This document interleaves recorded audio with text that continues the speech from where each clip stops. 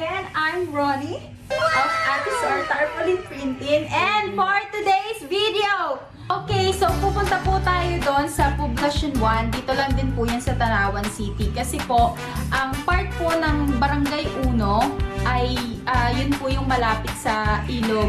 Ay, hindi siya malapit, ilog talaga siya. So, tumaas po yung tubig doon, and then yung laylayan, yung pinakamalapit dun sa ilog, naabot po siya. So, maraming nasira, and napasok sila ng tubig doon, and yung mga damit nila nabasa. So, pupunta tayo doon. So, syempre, ang Team Atisor na pag-usapan din po ng buong team na why not magpa-feeding program sa mga bata, sa mga kids. And syempre, magbibigay din tayo ng ganito po.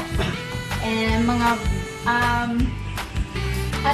school supplies na sana makatulong po sa kanila, lalo na dun sa maliliit talaga. And then may mga pencil, and papakita namin sa inyo yung preparation din namin ng mga niluto namin na sopas. And syempre, ang ipapakain namin doon ay sopas, guys, ha. And then, mamimigay kami ng yung zesto para may at least may mainom man sila. So, okay, so guys, tapos na kami mag-prepare ng mga school supplies na ipamimigay natin sa mga bata doon. So, punta naman tayo sa kabila para ipakita ko sa iyo yung pinamili naming sangkap for our sopas na napakasarap. Let's go! Okay. So, ito yung shop 1 na Atisor. Yan. Palay ka mo. So, sorry guys, medyo magulo pa kasi Saturday ngayon. So, medyo madami kaming tanggap, madaming delivery. So, hindi masyadong nakapag-emails. Okay. Pero, halika. Ito the kaldero.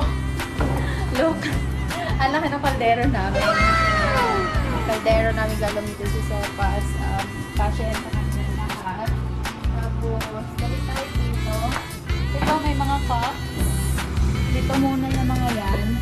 Yung cups ba tawag dito? Para maliit yung mga cups. Yes, Tapos yes. ito egg. Egg to. This one. Ano po ito? Tissue. Tissue. Parang pamunas sa kanila. And ito mga gulay, hotdogs, manok.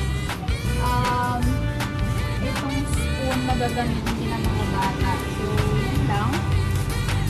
Okay, so papakita namin mamaya sa inyo kung paano namin pagdadahin. Okay?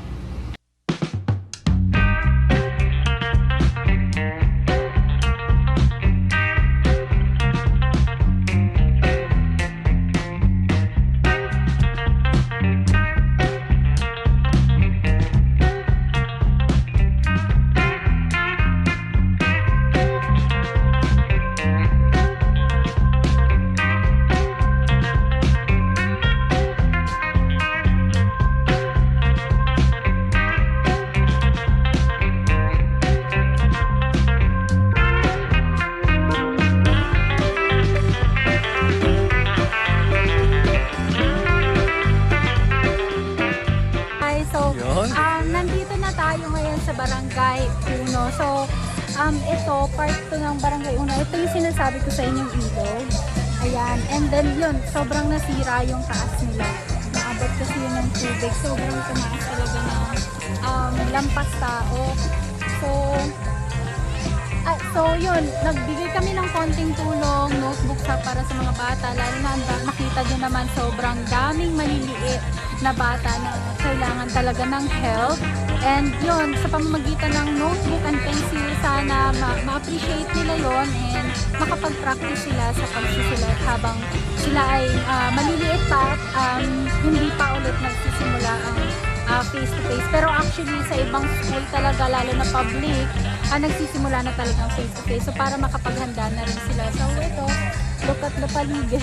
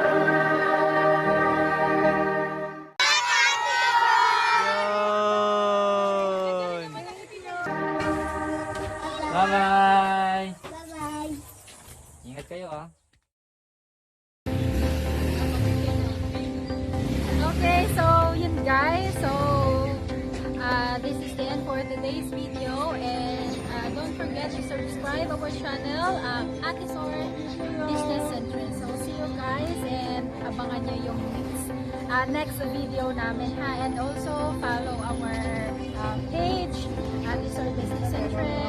And may TikTok din kami. Pumunta din kayo dyan ha. Follow din.